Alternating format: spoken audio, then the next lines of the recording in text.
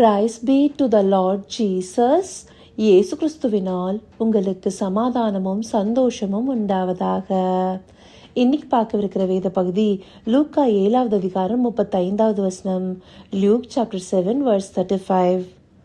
ஆனாலும் ஞானமானது அதன் பிள்ளைகள் எல்லாராலும் நீதியுள்ளதென்று ஒப்புக்கொள்ளப்படும் என்றார். இந்த வார்த்தைகளை ஆண்டவராகிய இயேசு கிறிஸ்து தாமே சொல்றாரு. எதற்காக சொல்றாரு? பரிசேயர், நியாயசாஸ்திரிகள், வேத பாரகர்கள், இந்த படியான சந்ததியரை ஆண்டவர் யாருக்கு ஒப்பிடுவேன் அப்படின்னு சொல்லிட்டு சில உவமைகளை சொல்றாரு. ஏன்னா அவங்க ஆண்டவருடைய வழியை ஆயத்தப்படுத்த வந்த யோவான் ஸ்நானனையும் அக்செப்ட் பண்ணிக்கல. அதே போல மனுஷகுமாரனா இயேசுவானவர் இந்த பூமியில பிறந்திருக்கிறதையும் அவங்க ஏற்றுக்கொள்ளல. அவங்களுக்கு வேதத்தை நல்லாவே தெரிஞ்சிருக்கு. வேதத்துல எத்தனையோ தீர்க்கதரிசிகளால ஆண்டவராகிய இயேசு கிறிஸ்துவை பற்றி தெளிவும் தீர்க்கவுமாக வசனங்கள் உரைக்கப்பட்டிருக்கு.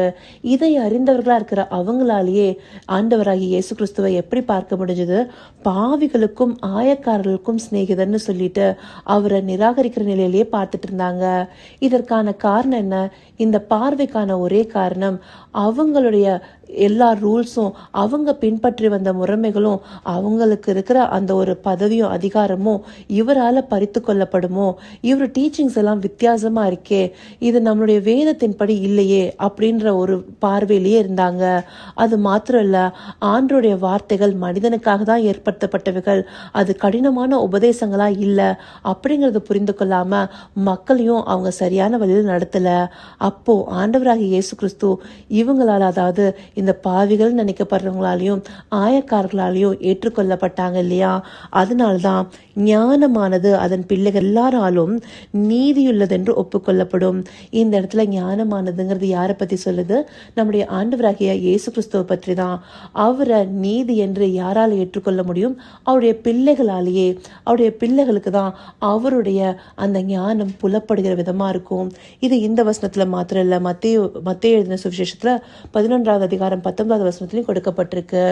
இப்படி ஆண்டவர் நீதியுள்ளவர், அவரே ஞானமானவர் அப்படின்னு சொல்லிட்டு நம்மளுக்கு வேதத்துல பல வசனங்கள் காண்பிக்குது. முக்கியமா 1 கொரிந்தியர் 1 அதிகாரம் 31வது வசனத்தை எடுத்துட்டோம்னா, அவரே தேவனால் நமக்கு ஞானமும் நீதியும் பரிசுத்தமும் மீட்புமானார்னு சொல்லுது. அப்ப ஆண்டவராகிய இயேசு கிறிஸ்துவே ஞானமும் நீதியும் நீங்க தெளிவா கொடுக்கப்பட்டிருக்கு இல்லையா? அதே போலதான் கொலோசையர் 2வது அதிகாரம் 3வது அதிகாரமும் அவருக்குள் ஞானம் அறிவு என்பவைகளாகிய பொக்கிஷங்கள் எல்லாம் அடங்கி இருக்கிறது.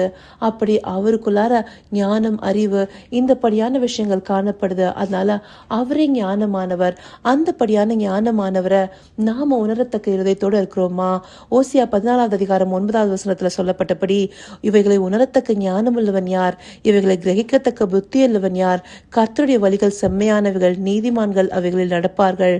பாதகரோ வென்றால் அவைகளில் இடறி விழுவார்கள். அப்படி ஒரு பாதகமான சந்ததியா இவங்க எல்லாரும் இருக்காங்க. இப்போ இந்த காலத்திலயும் ஆண்டவரை இந்த படியான சுபாவங்களோடு பாக்குறவங்க நிறைய பேர் இருக்காங்க. எப்போ அவங்களுக்கு ஃபேவரான சில வார்த்தைகளும் அவங்களுக்கு பிரியமான வழியில கொண்டு போகிற சில விஷயங்களும் நடக்கும்போது ஆண்டவரை ஏற்றுக்கொள்றாங்க. ஆண்டவரை எப்படி பார்க்கிறாங்க? அற்புத அடையாளங்களுக்காக அவங்களுடைய தேவைகளை சந்திக்கிற ஒருத்தராக தான் பார்க்குறாங்க. ஆனால் ஆண்டவர் நீதிபரர். அவர் எந்தப்படியான ஞானத்தோடு நம்மளை வழி நடத்துறாருங்கிறத அவங்களால மெய்யா உணர முடியல. அதற்கு காரணம் என்ன? இந்த பரிசேயரை போல, நியாயசாஸ்திரிகளை போல அவங்களுக்குள்ளார இருக்கிற ஜென்ம சுபாவங்கள். 1 கொரிந்தியர் 2வது அதிகாரம் 14வது வசனம் சொல்லுது, ஜென்ம சுபாவமான மனுஷனோ தேவனுடைய ஆவிக்குரியவைகளை ஏற்றுக்கொள்ளான். அவைகள் அவனுக்கு பைத்தியமாக தோன்றும். அவைகள் ஆவிக்கேற்ற பிரகாரமாய் ஆராய்ந்து நிதானிக்கப்படுகிறவைகளானதால் அவைகள் அறியவும் மாட்டான். அப்போ ஜென்ம சுபாவம் இருக்கிற மனுஷனால ஒரு நாளும் ஆண்டவருடைய வசனங்களை புரிந்து கொள்ளவும் முடியாது. சில நேரங்கள்ல அது பைத்தியக்காரத்தனமா தான் தோணும். அப்போ இது எப்போ அவங்களுக்குள்ளார விளங்கும்? அவங்க ஆவிக்கேற்ற பிரகாரமாய் அதை ஆராய்ந்து நிதானித்தாதான். அதனால்தான் இந்த இடத்துல ஞானமானது அந்த பிள்ளைகள் எல்லாராலும் நீதியுள்ளது என்று ஒப்புக்கொள்ளப்படும்னு ஆண்டவர் சொல்லியிருக்காரு. அப்போ நாம ஆண்டவரை எப்படி பார்க்கிறோம்? அதை இன்றைக்கு நம்ம நிதானிச்சு பார்க்கணும்.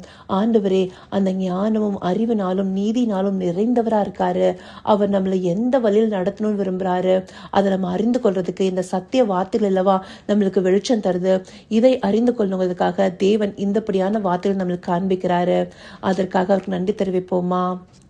கர்த்தாவே, தேவாதி தேவனே, உமக்கே இந்த வேலை நன்றி செலுத்துகிறோம் ராஜா.